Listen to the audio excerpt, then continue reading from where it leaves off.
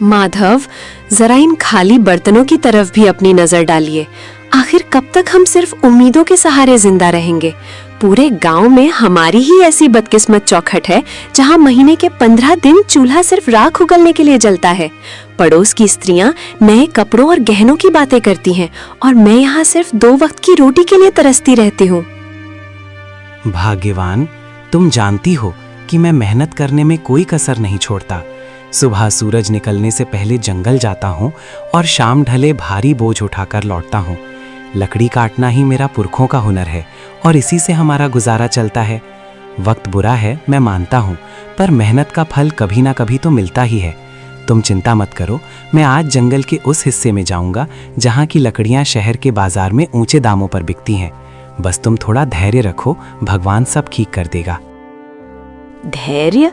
पिछले 10 सालों से मैं धैर्य का ही घूंट पीकर जी रही हूँ माधव। आपकी ये बातें अब मुझे दिलासा नहीं बल्कि जख्म देती हैं। लकड़ी काटने के अलावा भी दुनिया में बहुत से काम हैं। आप किसी जमींदार के यहाँ मजदूर क्यों नहीं बन जाते, या फिर शहर जाकर कोई ढंग की नौकरी क्यों नहीं ढूंढते? लकड़ी काटकर आप सिर्फ अपना कंधा तोड़ रहे हैं, गरीबी नहीं। मैं अब इस भूख को बर्दाश्त नहीं कर सकती। मुझे बस इतना चाहिए कि कम से कम हम दोनों रात को चैन की नींद सो सके, बिना इस डर के कि कल सुबह क्या खाएंगे। ठीक है भाग्यवान, अगर तुम्हें लगता है कि मेरी मेहनत काफी नहीं है तो मैं आज से ही दूसरे काम की तलाश शुरू कर दूंगा। मैं लकड़ियां काटने के साथ साथ गांव के जमींदार से भी बात करूंगा कि क्या उनके पास मेरे लिए कोई और काम है। मैं नहीं चाहता कि तुम्हारी आंखों में कभी भी दुखों के बादल छाएं। मैं वादा करता हूं कि मैं हार नहीं मानूंगा। बस आज का दिन किसी तरह काट लो। शाम को जब मैं लौटूंगा तो शायद कोई अच्छी खबर लेकर आऊं। अब मुस्कुरा दो, तुम्हारी मुस्कान ही मेरी असली पूंजी है। तभी अचानक दरवाजे पर हल्की सी दस्तक हुई। केशव उठा और बाहर गया। दरवाजे पर एक बूढ़ा साधु खड़ा था। चेहरा शांत, आंखें तेजस्वी, लेकिन शरीर बेहद कमजोर। बेटा, क्या इस प्यासे राही को थोड़ा सा शीतल जल मिल सकता है? मैं मीलों का सफर तय करके आ रहा हूं और अब मेरी देह मेरा साथ नहीं दे रही। कंठ सूख गया है और पैरों में छाले पड़ गए हैं। अगर तुम्हारे पास थोड़ा सा अन्न भी हो तो इस बूढ़े को दान कर दो। मुझे किसी राजसी भोग की इच्छा नहीं है, बस एक निवाला मिल जाए ताकि मैं अपनी यात्रा जारी रख सकूं। ईश्वर तुम्हारी इस सेवा को स्वीकार करेगा और तुम्हारे घर के भंडार हमेशा भरे रहेंगे। प्रणाम महात्मा जी, आपका मेरे द्वार पर आना मेरा सौभाग्य है, लेकिन मैं आपको किस मुंह से बताऊं कि मेरे पास आपको खिलाने के लिए एक दाना भी नहीं है। हम खुद पिछले कल से भूखे हैं। मेरी कुटिया में केवल खाली बर्तन और गरीबी का डेरा है। लेकिन हाँ, मैं आपको प्यासा नहीं जाने दूंगा। मैं अभी अंदर से ठंडा जल लेकर आता हूँ। भोजन न दे पाने का मुझे बहुत दुख है, कृपया मुझे क्षमा कर दीजिएगा। पुत्र, दुखी मत हो। दान देने के लिए धन की नहीं, मन की जरूरत होती है। तुम्हारी आंखों में जो करुणा है वो किसी भी 56 भोग से कहीं अधिक तृप्ति देने वाली है। तुम जल ले आओ, वही मेरे लिए अमृत के समान होगा। इंसान की असलियत उसके अभाव में ही पता चलती है, और तुमने अभाव में होकर भी अतिथि सत्कार का धर्म निभाया है। जाओ बेटा, जल ले आओ। मैं यहीं तुम्हारी प्रतीक्षा कर रहा हूं। तुम्हारी सादगी ने मेरा मन जीत लिया है। माधव ने जैसे ही योगी को जल पिलाया, योगी का चेहरा चमक उठा। उन्होंने प्रसन्न होकर माधव को आशीर्वाद दिया। माधव, तुम्हारी सेवा भावना से मैं अत्यंत प्रसन्न हूं। मैं तुम्हें 3 ऐसे वरदान देता हूं जो साधारण मनुष्यों की पहुंच से बाहर हैं। तुम जो भी मांगोगे वो सच हो जाएगा। अपनी पहली इच्छा बताओ पुत्र, लेकिन याद रहे, वरदान का उपयोग सोच समझ कर करना। धन, वैभव, आयु या शक्ति, तुम कुछ भी मांग सकते हो। बोलो, तुम्हारी पहली अभिलाषा क्या है? महात्मा जी, आपने मुझे बड़ी परीक्षा में डाल दिया। वैसे तो मुझे बहुत कुछ चाहिए, पर मैं अपनी बुद्धि का प्रयोग करना चाहता हूँ। मेरा पहला वरदान ये है कि मेरी ये कुल्हाड़ी, जिसे मैं अपनी जान से ज्यादा चाहता हूँ, जो भी इसे हाथ लगाए वो मेरी आज्ञा के बिना इसे छोड़ ना पाए, और अगर वो इसे चलाना शुरू करे तो जब तक मैं रुकने को न कहूँ वो रुक न सके। क्या आप मुझे ऐसा विचित्र वरदान दे सकते हैं? मुझे लगता है कि ये मेरे बहुत काम आएगी। अजीब मांग है, पर वचन के अनुसार तथास्तु। तुम्हारी कुल्हाड़ी अब तुम्हारी आज्ञा की गुलाम है। अब बिना समय गवाए अपनी दूसरी इच्छा प्रकट करो। याद रखना, तुम्हारे पास केवल 2 और मौके बचे हैं। क्या तुम्हें सोने की खदानें चाहिए या फिर कोई ऐसा महल जो बादलों को छूता हो? संसार की हर सुख सुविधा तुम्हारे कदमों में हो सकती है। बस एक बार अपने मन की बात कहो और चमत्कार देखो। महाराज, दूसरी इच्छा के लिए मैं इस पुरानी लकड़ी की कुर्सी को चुनता हूँ। मैं चाहता हूँ कि जो कोई भी इस कुर्सी पर एक बार बैठ जाए, वो मेरी अनुमति के बिना यहाँ से हिल तक न सके। वो इस कुर्सी से ऐसा चिपक जाए जैसे पत्थर पर लकीर। चाहे कोई कितना भी बलवान क्यों ना हो, मेरी मर्जी के बिना उसका उठना नामुमकिन हो जाए। बस यही मेरी दूसरी विनती है। मुझे विश्वास है कि आप मेरी इस इच्छा को भी पूरा करेंगे। तुम्हारी सोच किसी आम आदमी जैसी नहीं है माधव। ये वरदान भी तुम्हें दिया। अब आखिरी और तीसरी इच्छा की बारी है। सोच लो, क्या तुम अपनी गरीबी हमेशा के लिए खत्म नहीं करना चाहोगे? क्या तुम्हें अपने लिए लंबी आयु यानी रोगी काया नहीं चाहिए? ये अंतिम अवसर है। इसके बाद मैं अदृश्य हो जाऊंगा और फिर कभी नहीं मिलूंगा। अपनी तीसरी इच्छा मांगो और अपने भाग्य का फैसला खुद करो। महात्मा जी, तीसरी इच्छा के रूप में मैं चाहता हूं कि मेरा ये जो चमड़े का पुराना थैला है, इसके भीतर मैं जो कुछ भी डाल दूं, चाहे वो कोई वस्तु हो, सोना हो या कोई जीवित प्राणी, उसे मेरे अलावा कोई और बाहर न निकाल सके। वो उस थैले की गहराई में तब तक कैद रहे जब तक मैं खुद उसे आजाद न करूं। यही मेरी अंतिम मांग है। तुम्हारी सोच किसी आम आदमी जैसी नहीं है माधव। विचित्र मांगे हैं, पर वचन के अनुसार तथास्तु। तुम्हारी तीनों मांगे पूरी हुई। याद रखना, वरदान तभी काम आते हैं जब उनका उपयोग सही समय पर हो।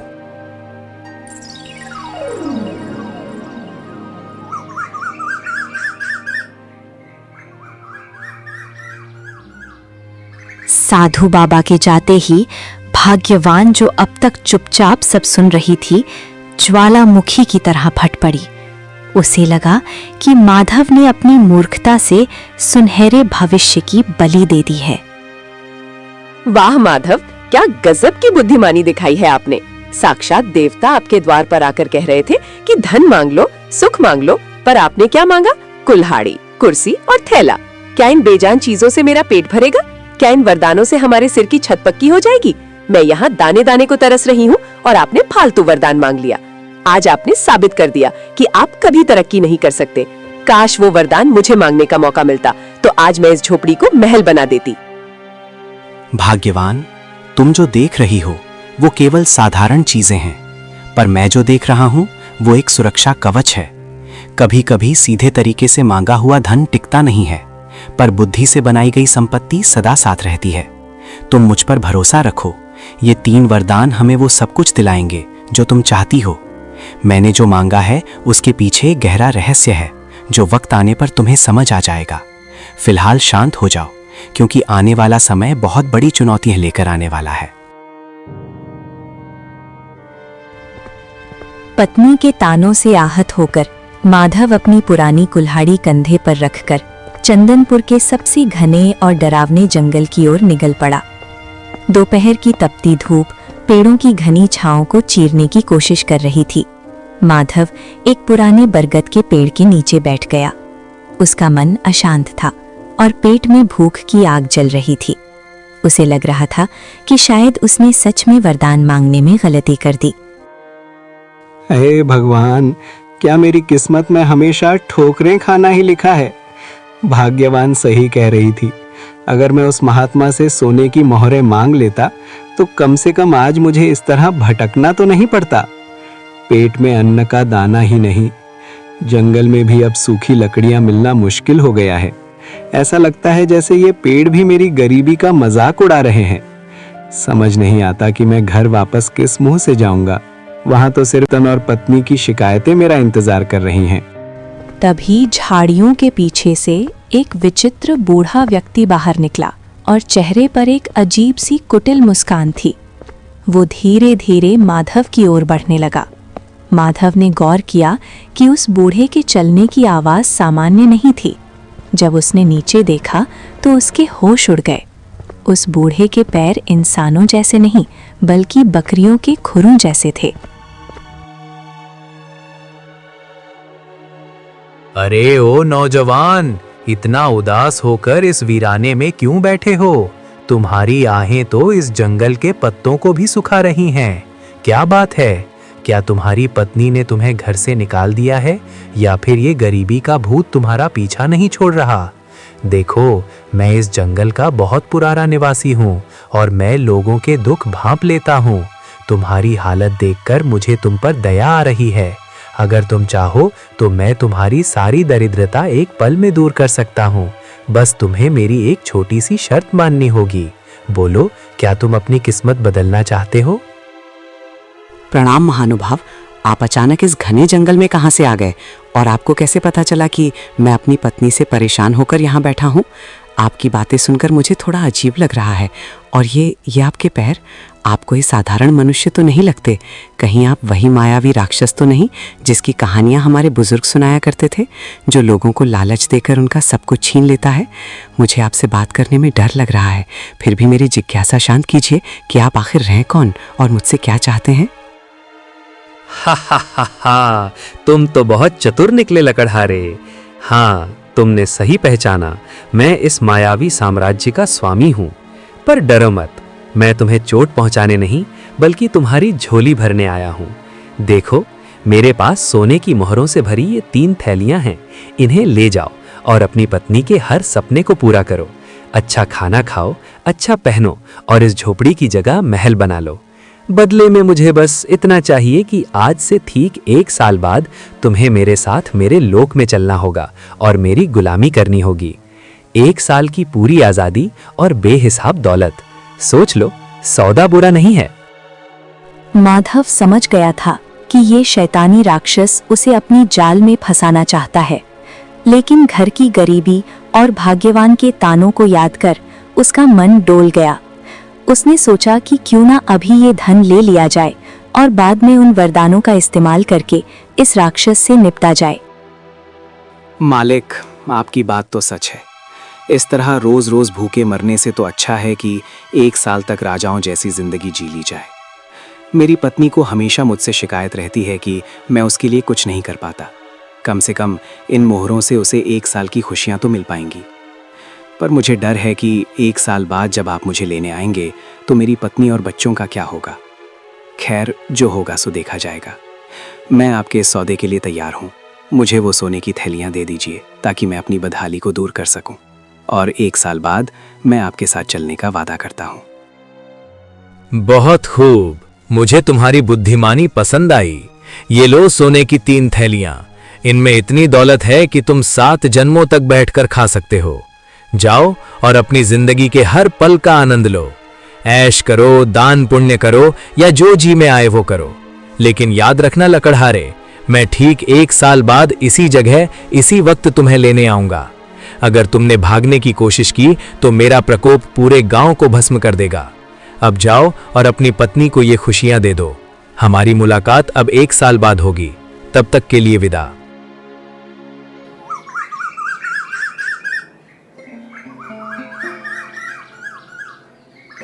माधव भारी मन और भारी थैलियों के साथ घर लौटा। उसने रास्ते से ढेर सारी मिठाइयाँ, फल, मछली और नए कपड़े खरीदे। भाग्यवान, ओ भाग्यवान, देखो मैं तुम्हारे लिए क्या लाया हूँ। अब तुम्हें कभी भूखा नहीं सोना पड़ेगा और ना ही उन फटे हुए कपड़ों में रहना होगा। देखो, मैं बाजार से तुम्हारे लिए रेशमी वस्त्र और सबसे बढ़िया पकवान लाया हूँ। और ये देखो, सोने की मोहरों से भरी थैलियाँ। अब हम इस पुरानी कुटिया को तोड़कर एक आलीशान मकान बनाएंगे। पूरे चंदनपुर में हमारे जैसा अमीर कोई नहीं होगा। अब मुस्कुराओ और अपनी इस नाराजगी को छोड़ दो, क्योंकि तुम्हारे पति ने तुम्हारी सारी इच्छाएं पूरी करने का रास्ता ढूंढ लिया है। अरे, ये सब क्या है माधव? सुबह तो आपके पास एक कौड़ी नहीं थी और अभी दोपहर ढलते ही आप सोने की थैलियां लेकर आ गए। क्या आपने कहीं चोरी की है या किसी का खून किया है? इतने सारे पैसे आपको भला कौन दे सकता है? और ये मिठाइयाँ, ये कपड़े, मेरा तो सिर चकरा रहा है। मुझे सच सच बताइए कि ये धन कहाँ से आया है? कहीं ऐसा ना हो कि इन सुखों के बदले हमें कोई बहुत बड़ी कीमत चुकानी पड़े। मुझे आपकी आंखों में वो खुशी नहीं दिख रही जो इतनी दौलत मिलने पर होनी चाहिए। आप कुछ छुपा रहे हैं ना? भाग्यवान, तुम बहुत सवाल पूछती हो। मैंने कोई चोरी नहीं की है। मुझे जंगल में एक बहुत बड़ा काम मिला है जिसके लिए मालिक ने मुझे ये पेशगी दी है। उन्होंने कहा है कि मैं 1 साल तक आराम करूं और फिर उनके काम पर लौटूं। बस तुम इतना समझ लो कि अब हमारे अच्छे दिन आ गए हैं। आने वाले 1 साल में हम वो सब करेंगे जो हमने कभी सोचा भी नहीं था। जो भविष्य में होगा उसकी चिंता आज क्यों करना? अभी तो बस इस भोजन का आनंद लो और अपनी खुशियां मनाओ। बाकी सब मुझ पर छोड़ दो। भाग्यवान खुश तो थी, पर उसके मन के किसी कोने में एक अनजाना डर बैठ गया था। समय अपनी गति से चलता रहा। माधव, आज साल का आखिरी दिन है और आप सुबह से पागलों की तरह इस पुरानी कुल्हाड़ी को क्यों घूर रहे हैं? हमारे पास अब सोने की कमी नहीं है, फिर भी आप इस फटी पुरानी कुल्हाड़ी और लकड़ी की बेकार कुर्सी को अपनी जान से ज्यादा संभाल कर रखते हैं। मुझे सच सच बताइए, वो मालिक कौन है जिसने आपको इतना धन दिया और आज वो आपको कहाँ ले जाने वाला है? आपकी चुप्पी मुझे अंदर ही अंदर खाई जा रही है। क्या हम हमेशा के लिए जुदा होने वाले हैं? अगर ऐसा है तो मुझे ये धन दौलत नहीं चाहिए, मुझे बस अपने पति का साथ चाहिए। क्या आप मुझ पर इतना भी भरोसा नहीं करते कि अपनी परेशानी मुझे बता सके? भाग्यवान, तुम व्यर्थ ही घबरा रही हो। मैंने तुम्हें पहले भी कहा था कि वक्त आने पर सब पता चल जाएगा। आज वो घड़ी आ गई है। जो धन हम पिछले 1 साल से इस्तेमाल कर रहे हैं वो कोई साधारण धन नहीं था। उसे पाने के लिए मैंने अपनी जान का सौदा किया है। लेकिन घबराओ मत, मैंने उस महात्मा से जो 3 वरदान मांगे थे वो आज हमारी रक्षा करेंगे। तुम बस इतना करो कि जब वो अतिथि यहाँ आए तो तुम घर के अंदर रहना और चाहे जो हो जाए बाहर मत आना। आज मैं दिखा दूंगा कि एक साधारण इंसान की बुद्धि बड़े से बड़े मायावी को कैसे परास्त कर सकती है। बस मुझ पर विश्वास रखो और प्रार्थना करो। वो बूढ़ा आदमी अब अपने असली रूप में था, एक भीमकाय राक्षस जिसकी लंबी सींगें थीं और आंखों से अंगारे बरस रहे थे। लकड़हारे, समय समाप्त हुआ। देखो, मैं अपना वादा निभाने आ गया हूँ। तुमने 1 साल तक मेरे धन पर खूब ऐश की, अच्छे पकवान खाए, पर अब भुगतान का समय है। चलो अपनी ये कुल्हाड़ी उठाओ और मेरे पीछे पीछे मेरे नरक लोक की ओर चलो। वहां तुम्हें अनंत काल तक मेरी गुलामी करनी होगी। अब देर मत करो, मेरी भूख बढ़ रही है और मुझे इंसानों को तड़पाने में बड़ा मजा आता है। क्या तुम तैयार हो अपने मालिक के साथ चलने के लिए, या फिर मुझे तुम्हें घसीट कर ले जाना पड़ेगा? अपनी पत्नी से विदा ले लो, क्योंकि अब तुम उसे कभी दोबारा नहीं देख पाओगे। प्रणाम मालिक, आप आ गए। मैं तो आपका ही इंतजार कर रहा था। भला मैं अपने वादे से कैसे मुकर सकता हूँ? मैं चलने के लिए बिल्कुल तैयार हूँ। आखिर आपने मुझे 1 साल तक राजाओं वाली जिंदगी जो दी है। लेकिन मालिक, जाने से पहले मेरी एक छोटी सी विनती है। देखिए, मैंने अपने बच्चों के लिए ये ढेर सारी लकड़ियाँ इकट्ठा की हैं ताकि मेरे जाने के बाद उन्हें सर्दी न लगे। बस इतनी सी लकड़ियाँ काटनी बाकी रह गई हैं। अगर आप महानता दिखाते हुए अपनी दिव्य शक्ति से इन 2-4 कुंदों को फाड़ दें तो मैं चैन से आपके साथ चल सकूंगा। आपके लिए तो ये पल भर का काम है। क्या आप अपने इस सेवक पर इतना सा उपकार करेंगे? तुम इंसान भी कितने भावुक होते हो, जाते जाते भी लकड़ियों की चिंता कर रहे हो। लाओ इधर दो ये खिलौना जैसी कुल्हाड़ी। देखो मैं इसे कैसे एक ही वार में चकनाचूर करता हूं। ये लो और ये लो। अरे ये क्या हो रहा है? ये कुल्हाड़ी मेरे हाथों से चिपक क्यों गई है? मैं इसे छोड़ना चाहता हूं पर ये मेरे हाथों को जकड़ती जा रही है। और मेरा शरीर अपने आप वार किए जा रहा है। मैं रुकना चाहता हूं पर मेरे हाथ रुक नहीं रहे। लकड़हारे, ये क्या जादू किया है तूने? मुझे रोक, मैं कह रहा हूं मुझे अभी के अभी रोक, वरना मैं इस पूरी जगह को तबाह कर दूंगा। अरे मालिक, इतनी जल्दी थक गए? आप तो कह रहे थे कि ये आपके लिए बच्चों का खेल है। काटिए मालिक, अभी तो बहुत सारी लकड़ियां बाकी हैं। आप शायद भूल गए इस उसके अंगारे बरस रहे थे। लकड़हारे, समय समाप्त हुआ। देखो, मैं अपना वादा निभाने आ गया हूँ। तुमने 1 साल तक मेरे धन पर खूब ऐश की, अच्छे पकवान खाए, पर अब भुगतान का समय है। चलो अपनी ये कुल्हाड़ी उठाओ और मेरे पीछे पीछे मेरे नरक लोक की ओर चलो। वहां तुम्हें अनंत काल तक मेरी गुलामी करनी होगी।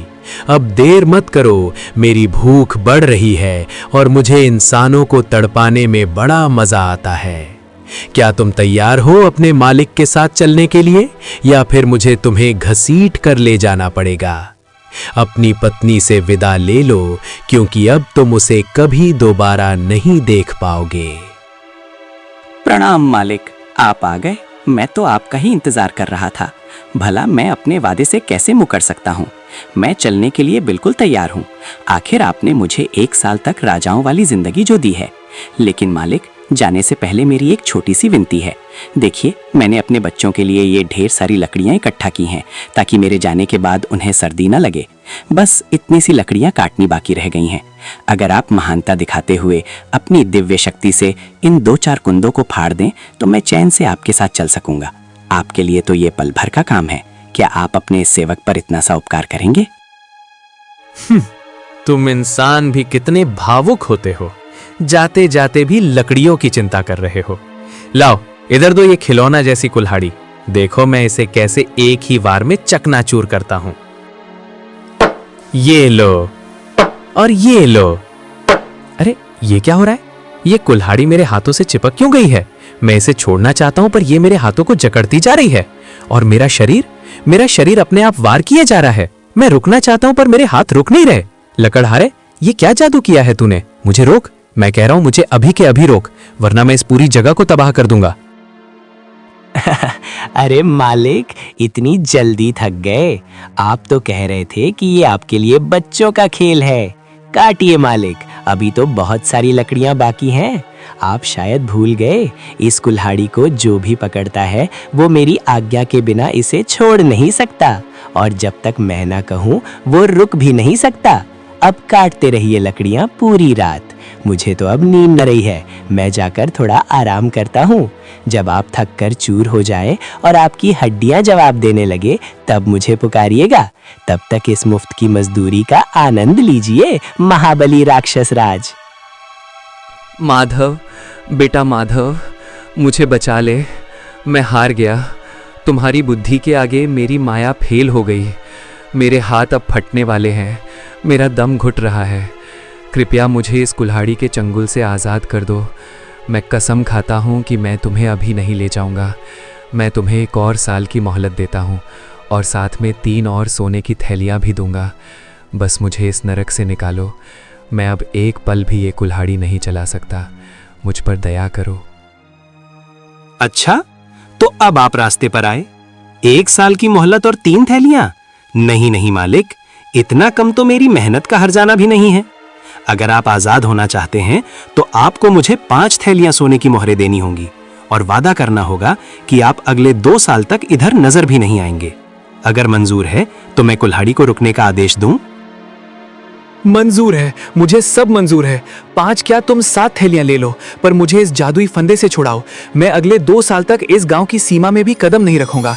ये लो तुम्हारी सोने की थैलियां। मैंने अपनी माया से उन्हें तुम्हारे आंगन में प्रकट कर दिया है। अब बस इस कुल्हाड़ी को रुकने को कहो। मेरी शक्ति अब जवाब दे रही है। माधव ने कुल्हाड़ी को रुकने का आदेश दिया। कुल्हाड़ी तुरंत राक्षस के हाथ से छूटकर गिर गई। राक्षस बिना पीछे मुड़े वहां से भाग खड़ा हुआ। समय का पहिया अपनी गति से चलता रहा, और देखते ही देखते 2 साल का लंबा अरसा बीत गया। माधव, आज 2 साल पूरे होने को है। पिछली बार आपने उस राक्षस को अपनी जादुई कुल्हाड़ी से धूल चटा दी थी, लेकिन मुझे डर है कि वो इस बार और भी ज्यादा तैयारी के साथ आएगा। क्या आपको नहीं लगता कि हमें ये गांव छोड़कर कहीं दूर चले जाना चाहिए? ये ऐशो आराम, ये महल सब बेकार हैं अगर आप सुरक्षित नहीं हैं। मेरी रातों की नींद उड़ गई है। हराहट पर मुझे वही भयानक चेहरा याद आता है। भाग्यवान, तुम व्यर्थ ही अपने मन को अशांत कर रही हो। भय शत्रु की सबसे बड़ी शक्ति होती है और मैं उसे ये शक्ति नहीं देना चाहता। मैंने उन महात्मा से जो वरदान मांगे थे वो केवल खिलौने नहीं थे, बल्कि आत्मरक्षा के अचूक अस्त्र थे।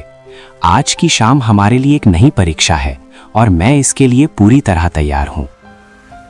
ओ लकड़हारे, बाहर निकल।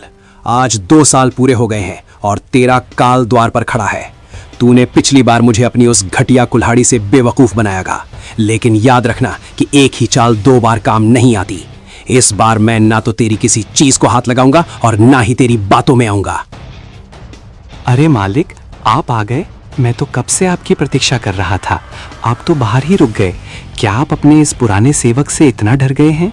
देखिए, मैं तो जलने के लिए बिल्कुल तैयार खड़ा हूँ। पिछली बार जो हुआ उसके लिए मैं आपसे क्षमा चाहता हूँ। वो तो बस एक मजाक था। आइए, अंदर आइए। आप इतनी दूर से थके हारे आए होंगे, कम से कम थोड़ा विश्राम तो कर लीजिए। देखिए, मैंने आपके स्वागत के लिए आंगन में अपनी सबसे आरामदायक कुर्सी रखी है। बस 5 मिनट वहाँ बैठिए। मैं अपनी पत्नी से विदा लेकर और अपना थोड़ा सामान समेटकर तुरंत आपके साथ चलता हूँ।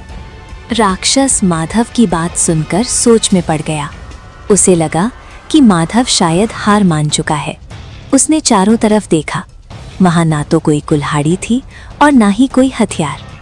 आंगन के बीचों बीच बस एक साधारण सी लकड़ी की कुर्सी रखी थी। अपनी थकान और माधव की विनम्रता को देखते हुए राक्षस ने सोचा कि थोड़ा आराम करने में कोई बुराई नहीं है। लगता है तुझे अब अपनी असलियत समझ आ गई है। अच्छा है कि तूने सरेंडर कर दिया, वरना मैं आज बहुत गुस्से में था। खैर, तू कहता है तो मैं 5 मिनट यहाँ बैठ जाता हूँ, पर याद रखना, अगर तूने कोई चालाकी की तो तेरा अंजाम बहुत बुरा होगा। ये कुर्सी तो सच में बहुत आरामदायक है। अब जा, जल्दी से अपना सामान ले आ और अपनी पत्नी को आखिरी बार देख ले। मैं यहाँ बैठ के तेरा इंतजार कर रहा हूँ। अरे मालिक, आपको कुर्सी पसंद आई ये जानकर मुझे बहुत प्रसन्नता हुई। पर क्या आप जानते हैं, ये कुर्सी जितनी आरामदायक बैठने में है, उठने में उतनी ही कष्टदायक है। जरा कोशिश तो कीजिए उठने की। क्या हुआ मालिक, आप तो हटने का नाम ही नहीं ले रहे। लगता है आप मेरी इस तुच्छ कुर्सी के प्यार में पड़ गए हैं। मैंने आपको बताया नहीं था कि जो भी इस कुर्सी पर एक बार विराजमान हो जाता है वो मेरी आज्ञा के बिना यहाँ से हिल तक नहीं सकता। राक्षस ने पूरी ताकत लगा दी। उसने जोर जोर से चिल्लाया और अपनी मायावी शक्तियों का उपयोग किया, पर वो कुर्सी से टस से मस न हुआ। ऐसा लग रहा था जैसे वो कुर्सी का ही एक हिस्सा बन गया हो। वो जितना जोर लगाता, कुर्सी उसे उतना ही कसकर जकड़ लेती। हार मानकर वो फिर से गिड़गिड़ाने लगा। माधव, ये तूने फिर से मेरे साथ क्या किया? मुझे छोड़ दे, मैं इस कुर्सी से चिपक गया हूँ। मेरी हड्डियाँ चटक रही हैं। मुझे लगा था तू सुधर गया होगा, पर तू तो पहले से भी ज्यादा खतरनाक निकला। मुझे इस कैद से आजाद कर दे। मैं वादा करता हूँ कि मैं तुझे कभी अपने लोक नहीं ले जाऊंगा। मुझे बहुत दर्द हो रहा है लकड़हारे। क्या तुझे मुझ पर दया नहीं आती? मैं कसम खाता हूँ कि मैं फिर कभी इधर नहीं आऊंगा। बस मुझे इस लकड़ी के शैतान से अलग कर दे। दया? आप एक राक्षस होकर दया की बात कर रहे हैं? आप तो मुझे खत्म करने आए थे। देखिए मालिक, मैं कोई बुरा इंसान नहीं हूं, पर मैं अपनी सुरक्षा करना जानता हूं। अगर आप आज़ाद होना चाहते हैं तो पिछली बार से दुगनी कीमत चुकानी होगी। मुझे 10 थैलियां सोने की मोहरें चाहिए और इस बार आपको वादा करना होगा कि आप अगले 5 सालों तक इस इलाके की तरफ मुड़कर भी नहीं देखेंगे। अगर आपको ये सौदा मंजूर है तो कहिए। मंजूर है, मुझे सब मंजूर है। 10 क्या, मैं तुझे 20 थैलियां दूंगा। बस मुझे यहाँ से उठा। मैं वचन देता हूँ कि अगले 5 सालों तक मैं तेरे गांव की परछाई से भी दूर रहूंगा। तेरी बुद्धि के आगे मैं नतमस्तक हूँ। ये ले तेरा धन। अब बस अपनी इस जादुई कुर्सी को हुक्म दे कि वह मुझे छोड़ दे। मैं अब एक पल भी यहाँ नहीं रुकना चाहता। मुझे जाने दे माधव। मैं फिर कभी तुझे चुनौती देने की भूल नहीं करूंगा। माधव ने जैसे ही आजाद कहा, राक्षस स्प्रिंग की तरह कुर्सी से उछला और बिना पीछे देखे भाग निकला। उसके बाद राक्षस कभी वापस नहीं आया। माधव उस धन से गांव का सबसे अमीर आदमी बन गया था। और इस तरह माधव और भाग्यवान ने अपनी सादगी और बुद्धिमत्ता से एक महाबली राक्षस को धूल चटा दी। चंदनपुर में खुशियां लौट आईं और माधव की ये कहानी युगों युगों तक सुनाई जाने लगी कि कैसे एक साधारण लकड़हारे ने अपनी बुद्धि के बल पर भाग्य को बदल दिया। अगर आपको ये कहानी पसंद आई हो तो लाइक करें, अपने दोस्तों के साथ शेयर करें और अपनी राय कमेंट में बताएं। आपका साथ हमें और भी मज़ेदार और प्रेरणादायक कहानियाँ लाने की ताकत देता है। तो सब्सक्राइब करके हमें और ज़्यादा मेहनत करने का हौसला दें।